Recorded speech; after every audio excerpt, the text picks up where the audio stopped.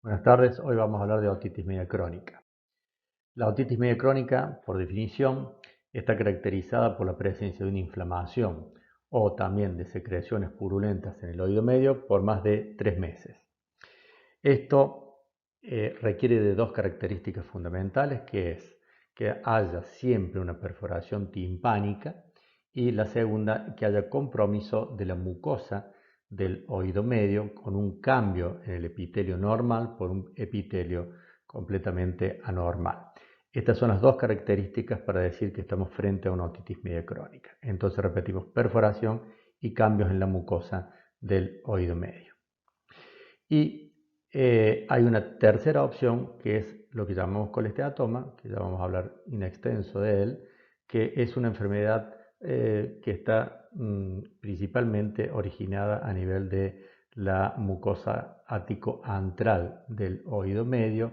Esto quiere decir en la parte alta, también llamada epitímpano del oído medio. La otitis media crónica, como ya lo hemos dicho bastante cuando hablamos de otitis media con efusión, es consecuencia de una otitis media aguda por debajo de los 5 años o por una otitis media secretora, como hemos mencionado. Siempre que se produce es producto de una patología crónica en la trompa de Eustaquio durante la infancia y lamentablemente está asociado en su mayor parte, no siempre, a bajas condiciones socioeconómicas.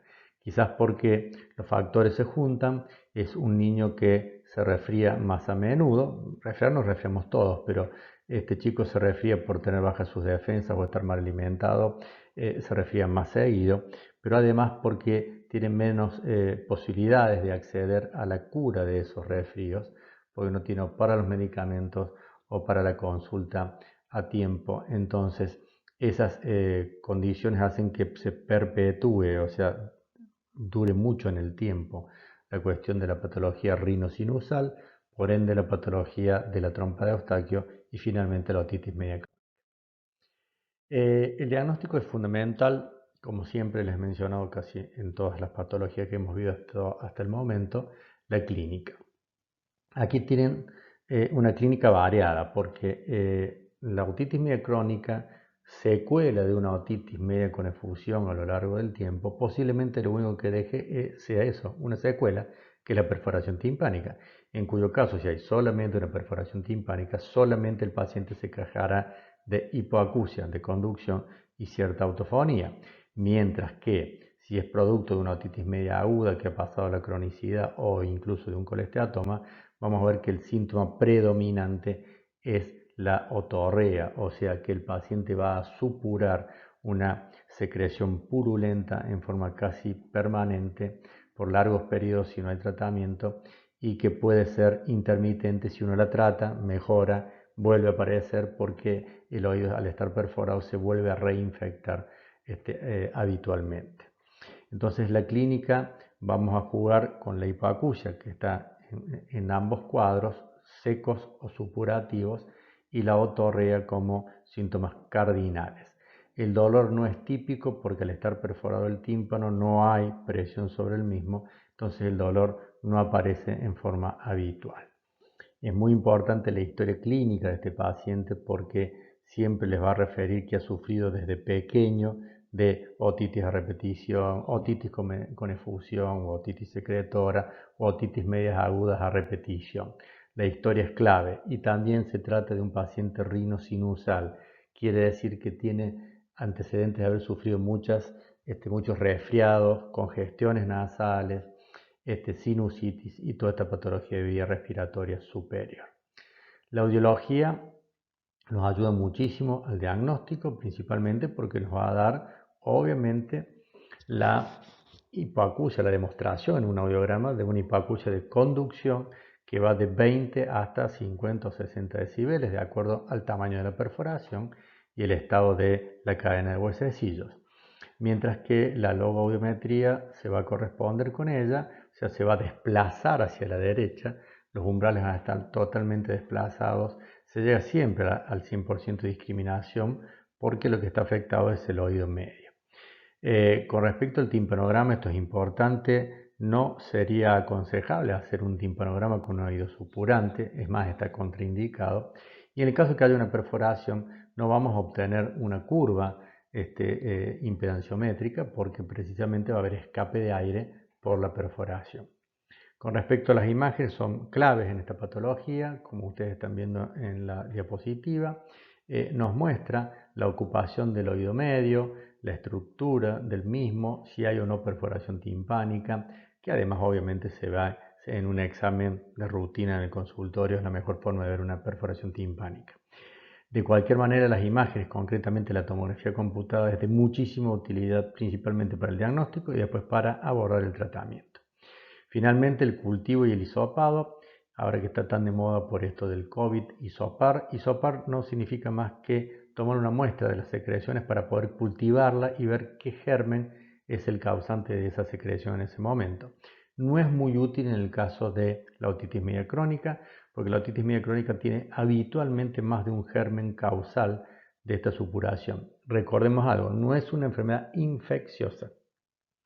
Es una enfermedad inflamatoria crónica que puede infectarse. Entonces no es indispensable el cultivo ni el hisopado. Con respecto a las bacterias que decía que pueden estar en una otitis media crónica, la asociación de todo esto que ven en la pantalla con esa imagen de ocupación total del oído medio y perforación timpánica está hablando de una posibilidad de multibacterias. La pseudomonas y el Staphylococcus son los más frecuentes productores de esa secreción que sobreinfecta un proceso de otitis media crónica. Pero también está el Staphylococcus epidermidis, la Escherichia coli, el Proteus, la Prevotella, etcétera, que son bacterias no habituales en el oído.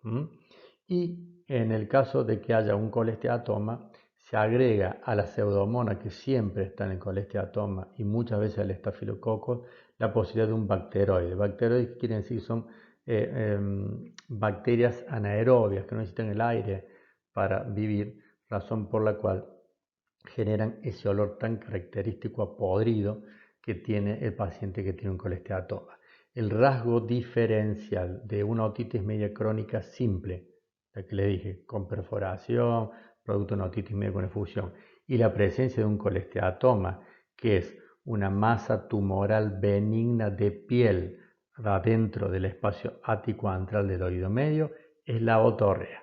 La otorrea en el caso de un colesteatoma es totalmente fétida y la vez que huelan por única vez un paciente con un colesteatoma no se olvidarán jamás del olor fétido que tiene esa supuración. Con respecto al tratamiento, la gran pregunta es si debe tratarse o no, porque en realidad estamos en presencia de un problema crónico que ya la mucosa ha cambiado, como les dije que era una característica, y lo segundo que sucede es que está perforado el tímpano. Entonces, médicamente podemos hacer algo, podemos medicarlo antes de operar ese paciente que le vamos a tratar de sacar la infección y cerrar el tímpano, y si es necesario, cuánto tiempo. En realidad, esto es una vieja discusión que no está saldada, pero en general el uso de gotas óticas, de gotas con antibióticos y algún antiinflamatorio, está indicado precisamente para poder mejorar la situación, pero no vamos a curar el oído. Eso se usa, ¿qué? Se usan gotas con ciprofloxacina u ofloxacina, que son antibióticos para pseudomonas o estafilococo. También es muy importante acidificar el medio, ya sea con ácido acético, que es el vinagre, con ácido bórico o con agua oxigenada. ¿Por qué? Porque le cambiamos el pH del medio a esas bacterias, a la pseudomonas y el estafilococo, y habitualmente la pseudomonas al menos responde muy bien, o sea, se muere cuando le cambiamos el pH por un pH ácido del medio. Entonces, el uso de ácido acético, de ácido bórico, son medidas muy buenas para ir secando, entre comillas, el oído para poder operarlo posteriormente. Y finalmente, lo que es muy importante es aspirar el oído, esas secreciones, porque al aspirar vamos a permitir que el oído llegue al quirófano en mejores condiciones de higiene por un lado, de bacterias por el otro, y la limpieza debe ser periódica hasta que podamos a ese paciente someterlo a cirugía o al menos a secar ese oído. Con respecto al tratamiento, como ustedes vieron, el médico es solamente paliativo, mientras que el definitivo es la cirugía. La cirugía, hay dos grandes clases de cirugía para la otitis media crónica, una se llama abierta y la otra se llama cerrada. La única diferencia o la diferencia más importante es que la pared posterior del conducto auditivo externo en la cerrada se respeta, o sea, el oído queda de la misma estructura que fue siempre, con un oído externo, un oído medio y la cavidad mastoidea, que es donde está la infección abierta, mientras que en la cirugía abierta, todo esto que mencioné, el conducto auditivo externo, el oído medio y la cavidad mastoidea, forman una sola cavidad, pasan a ser una sola cavidad. En la abierta lo que hay es una destrucción adrede que hacemos los cirujanos de la pared posterior del conducto para que todo quede unido en una misma cavidad para poder erradicar la enfermedad. La cerrada se usa casi exclusivamente para las otitis media crónicas simples, las que les dije que tenían esas dos características de perforación y cambios en la mucosa, mientras que las abiertas se usan en los colesteatomas, en estos tumores de piel que se producen allá arriba en la zona ático-antral, invaden el resto del oído medio y la cavidad mastoidea, destruyen los huesecillos y en estos casos, como es muy recidivante, quiere decir que vuelve mucho en el paciente, optamos por una cirugía abierta donde exteriorizamos todo, sacamos casi todo el oído medio, sacamos el tímpano, los huesecillos, sacamos la pared posterior para que quede una gran cavidad que podamos limpiar en el consultorio hasta que en un segundo tiempo, 2 o 3 años después, podamos reconstruirla para que el paciente pueda escuchar de nuevo en las mejores condiciones. Para elegir qué tipo de cirugía hacemos, habría que conocer previamente la función de la trompa de Eustaquio y cuán extensa es la enfermedad. Un poco reforzando lo que les dije, si la enfermedad está limitada al oído medio y hay una buena neumatización y solamente hay una perforación timpánica, podemos hacer una cavidad cerrada, o sea, respetar la anatomía del oído. Mientras que si la enfermedad es muy extensa, ha invadido toda la mastoides, etcétera, etcétera, lo que tenemos que hacer, esto es un caso de un colesteatoma, es una cavidad abierta. La otitis media crónica habitualmente puede complicar con enfermedades locales o enfermedades regionales, pero otras enfermedades, de esto hablamos cuando hablamos de complicación. Quiere decir que la enfermedad original, la otitis media, termina en una complicación que es otra enfermedad en la zona o un poquito más alejada. Por eso las complicaciones las podemos dividir, como están viendo, groseramente en otológicas y en no otológicas. Las otológicas son la mastoiditis cuando la infección se va hacia atrás, hacia el hueso mastoideo, laberintitis cuando la infección del oído medio pasa al laberinto membranoso del oído interno, puede tomar el nervio facial que pasa por el oído medio dando una parálisis facial o irse a la punta del peñasco y dar una petrositis. Lo que tienen que saber ustedes, ahí hay una imagen de una complicación donde ven perfectamente cómo se rompe el hueso, que es lo blanco, por una infección y se exterioriza o se va hacia el endocráneo, hacia el cerebro. Lo más habitual es una mastoiditis, quiere decir que la infección se va hacia atrás de la oreja, hacia la zona de la apófisis mastoidea, rompe la tabla externa del hueso y genera un gran absceso a ese nivel. El paciente tiene mucho dolor, mucha fiebre, se levanta la oreja, pierde el surco retroauricular. La mastoiditis siempre es de tratamiento quirúrgico porque hay que evacuar ese absceso. La laberintitis es el paso de la infección de las toxinas o del colesteatoma hacia el oído interno, en cuyo caso el paciente va a tener sintomatología vertiginosa, porque lo que está tomando es el centro del equilibrio. Entonces, si toma el centro del equilibrio, el paciente se va a presentar con grandes crisis de vértigo que no ceden fácilmente, con náuseas, vómitos, sudoración fría, taquicardia, sensación inminente de desmayo o muerte. Es una sensación horrible, muy fea, producto de la infección de las estructuras del oído interno. El tratamiento es médico y solamente a veces quirúrgico en el caso de presencia de un colesteatoma.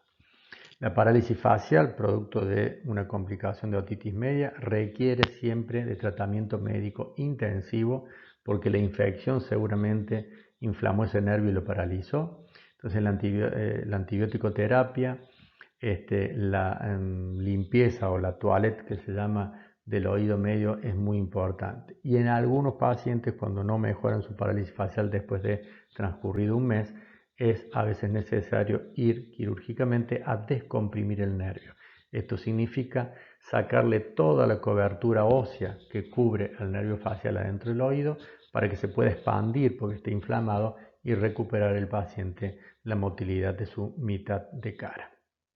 Finalmente, la petrositis es cuando la infección se va a la punta del peñasco. En la imagen hay una petrositis, es la punta que va hacia el lado interno, hacia adentro y hacia un poco adelante, y tiene que ver con el compromiso de los pares craneales que están ahí. Concretamente, el más afectado es el quinto par craneal o nervio trigémino y el sexto par craneal o nervio ocular externo, razón por la cual el paciente puede llegar a tener una alteración trigeminal, o sea, un dolor muy intenso, una neuralgia del trigémino, y tener una parálisis del motor ocular externo. Esto quiere decir que el paciente, cuando se le hace mirar hacia un costado, inmediatamente tiene visión doble o queda visco, porque precisamente no puede mover hacia afuera el ojo de ese lado afectado. Esta enfermedad, la petrositis, debe ser tratada médicamente y quirúrgicamente en estos pacientes que tienen como complicación. Aquí tienen otra tomografía que muestra una mastoiditis, incluso con una burbuja de aire detrás de la oreja, que es lo que están viendo en negro. Muy bien, y las complicaciones no otológicas, también llamadas intracraneales, se debe a la continuidad de esta infección hacia el tejido endocraneal. Lo primero que va a tomar en su trayecto hacia adentro del cráneo, desde el oído medio hacia arriba, hacia el tegmen tympani, es la meninge, razón por la cual una complicación temida de la otitis media, sobre todo de la otitis media crónica, es la meningitis, porque es grave y puede llevar a la muerte. La meningitis da síntomas muy específicos, un intensísimo dolor de cabeza, vómitos en chorro y rigidez de nuca y el cuerpo, que es muy característica y se da cuenta uno clínicamente. Para la confirmación de la meningitis necesitamos una punción lumbar para sacar líquido cefalorraquídeo y ver qué bacteria es la que genera este problema. Primero se trata médicamente e inmediatamente controlada la meningitis se debe drenar ese oído a los fines de sacar el cuadro que dio origen al problema. La tromboflebitis del seno sigmoide no es más que una flebitis, o sea, una inflamación de una gran vena que es el seno sigmoide que pasa por el oído y después origina la yugular y que por esta infección hace una flebitis y genera después de esa inflamación la generación de trombos. El trombos es una especie de coágulo o gran coágulo que se forma dentro de una vena muy grande como es el seno sigmoide y que se desprende de esa vena, viaja a lo largo del cuerpo y puede impactar en el pulmón dando embolia pulmonar, embolia cerebral, embolia renal o de cualquier otro órgano y siendo una enfermedad muy grave. La resolución es anticoagulación y cirugía. Y después la infección del oído medio puede estacionarse en cualquier lugar, formando un absceso extradural si está por fuera de la dura madre y intradural o intraparenquimatoso si está por dentro de la dura madre. En este caso, según el lugar, como van a ver ahí en esta imagen, este paciente tiene múltiples abscesos, son esas manchas negras rodeadas de un halo grisáceo, ahí está, en la zona del lóbulo temporal, es a partir de una otitis media crónica. Estos abscesos tienen que ser drenados quirúrgicamente porque si no el paciente habitualmente muere. Con esto quiero decir que las complicaciones intracraneales son potencialmente muy riesgosas y obviamente en un gran porcentaje lamentablemente llevan a la muerte. Muy bien, esto hace unos cuantos años, como están viendo, 15 años, hicimos un trabajo que está publicado e indexado y los recomiendo que lo lean. Lo hicimos aquí donde trabajamos, en el Sanatorio Allende, y van a ver que en ese periodo de tiempo, del 96 al 2003, que es un buen periodo de 7 años, vimos 16 complicaciones, o sea, no son infrecuentes. El 56% tuvieron complicaciones intracraneales, de los cuales 6 de esos 9 ya desarrollaron meningitis, o sea, son muy severas.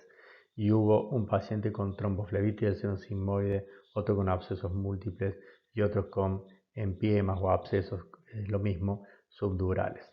Y las complicaciones otológicas, fíjense que fueron 6, y casi todas fueron mastoiditis, además de algún paciente que hizo algún tipo de laberintitis o signo de laberintitis como complicación.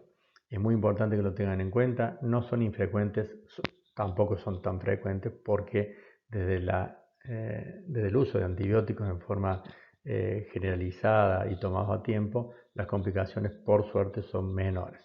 De cualquier manera existen y hay que estar siempre prevenido de ellas.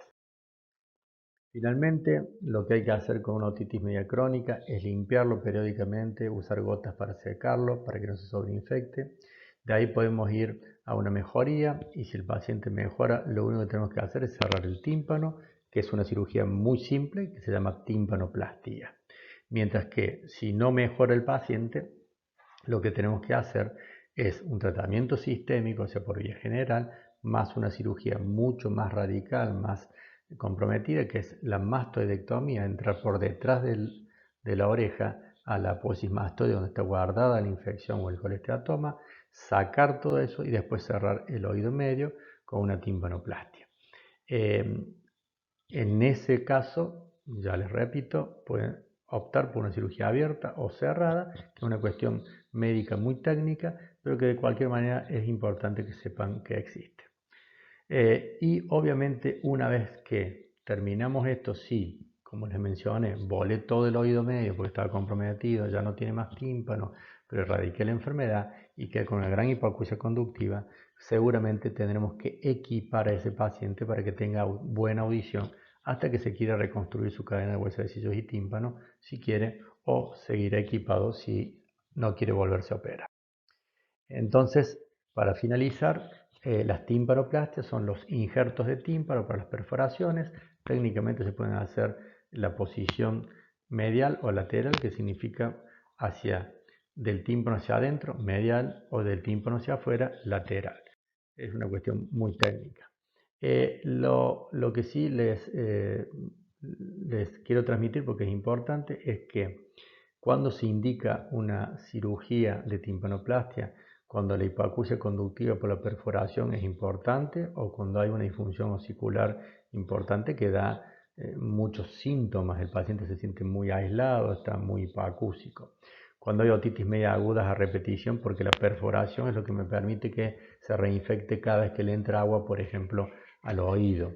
Cuando hay hipoacusia progresiva, porque si no cerramos ese tímpano, posiblemente siga perdiendo audición e incluso se pueda perceptibilizar, quiere decir que pueda empezar a dañarse el oído interno.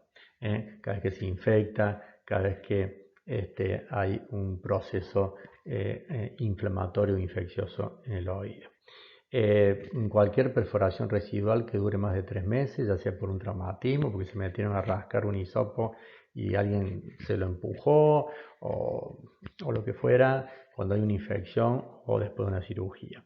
Y obviamente quien tenga perforado el tímpano o tenga una otitis media crónica, saben claramente que va a tener problemas principalmente en la calidad de vida acuática, durante el baño, durante la práctica de deportes acuáticos, porque al estar abierto, cualquier gota de agua que entre va a arrastrar los gérmenes del conducto normales hacia el oído medio y va a generar una reinfección de esa cavidad. Los objetivos de esta cirugía es restablecer la membrana del tímpano, erradicar la enfermedad del oído medio, que es lo que les dije, la infección crónica o las reagudizaciones de infección, y por último, ver si se puede reparar